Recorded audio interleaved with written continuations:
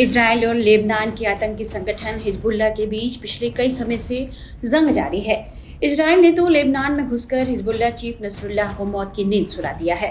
इतना ही नहीं, हिजबुल्लाह के कई लड़ाकों को मारने के बाद इजरायल की सेना ने हिजबुल्लाह प्रमुख हसन नसरुल्लाह के उत्तराधिकारी हाशिम सफीउद्दीन की मौत की भी पुष्टि कर दी है। हाशिम सफीउद्दीन की मौत के 19 दिन बाद इजरायली सेना ने यह खुलासा किया है कि 4 अक्टूबर को हाशिम हिजबुल्लाह के खुफिया विभाग के प्रमुख हुसैन अली हाजमा के साथ मारा गया है। हाशिम नसरुल्लाह का उत्तराधिकारी माना जा रहा था। हिजबुल्लाह पर इजरायल के हमले जारी हैं, जिससे लेबनान के कई इलाके तबाह हो चुके हैं और लेबनान को भारी नुकसान पहुंचने की खबर है। मीडिया रिपोर्ट्स में बताया जा रहा है कि इजरायल और हिजबुल्लाह के युद्ध की वजह से 10 लाख से अधिक लोग विस्थापित हो चुके हैं और करीब 2500 लोगों की मौत हो चुकी है। इतना ही नहीं, यहाँ आर्थिक संकट भी गहरा गया है। संयुक्त राष्ट्र ने भी कहा है कि लेबनान के लिए 42.6 करोड़ डॉलर की सहायता की जरूरत है। हालांकि इसके बाद भी हिजबुल्लाह थका नहीं है, वह भी इजरायल पर लगातार हमले कर रहा है। यहाँ तक कि हिजबुल्लाह ने इजरायली प्रधानमंत्री बेंजामिन के घर पर भी ड्रोन से अटैक किया था। इस बीच लेबनान की मदद के लिए फ्रांस आगे आया है। फ्रांस के राष्ट्रपति इमैनुअल मैक्रों ने 24 अक्टूबर को एक अंतर्राष्ट्रीय सम्मेलन में कहा कि उनका देश लेबनान की मदद के लिए 10 करोड़ यूरो का सहायता पैकेज देगा। इस कार्यक्रम में लेबनान के प्रधानमंत्री नजीब मिकाती भी थे।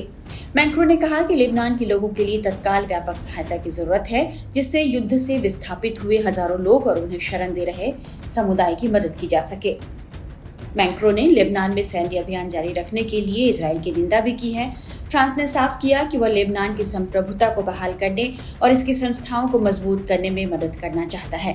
मैक्रों ने कहा कि युद्ध जल्द से जल्द समाप्त होना चाहिए, लेबनान में युद्ध विराम होना चाहिए।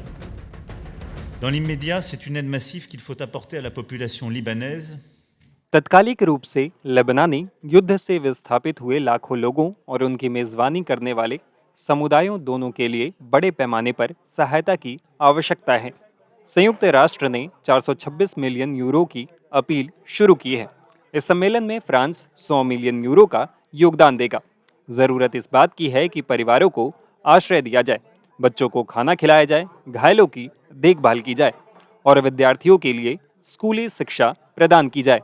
समाधान अधिक तेजी से खोजा जाना चाहिए, क्योंकि ये महत्वपूर्ण है कि दक्षिण से बेरूत और लेबनान के अन्य क्षेत्रों में लोगों के विस्थापन से लेबनानी लोगों के बीच नए विभाजन पैदा न हो। Et d'autres régions du Liban ne créent de nouvelles divisions parmi les Libanais. France से पहले इटली ने भी इसी सप्ताह लेबनान को 1 करोड़ यूरो की नई सहायता देने की घोषणा की है। वहीं जर्मनी भी लेबनान की सहायता के लिए आगे आया है। पिछले कुछ सप्ताह से मैक्रों लगातार इजरायल के खिलाफ कड़ा रुख अपनाए हुए हैं। हाल ही में उन्होंने इजरायल के प्रधानमंत्री बेंजामिन नेतन्याहू के साथ फोन पर बातचीत में अपना यही रुख दोहराया था।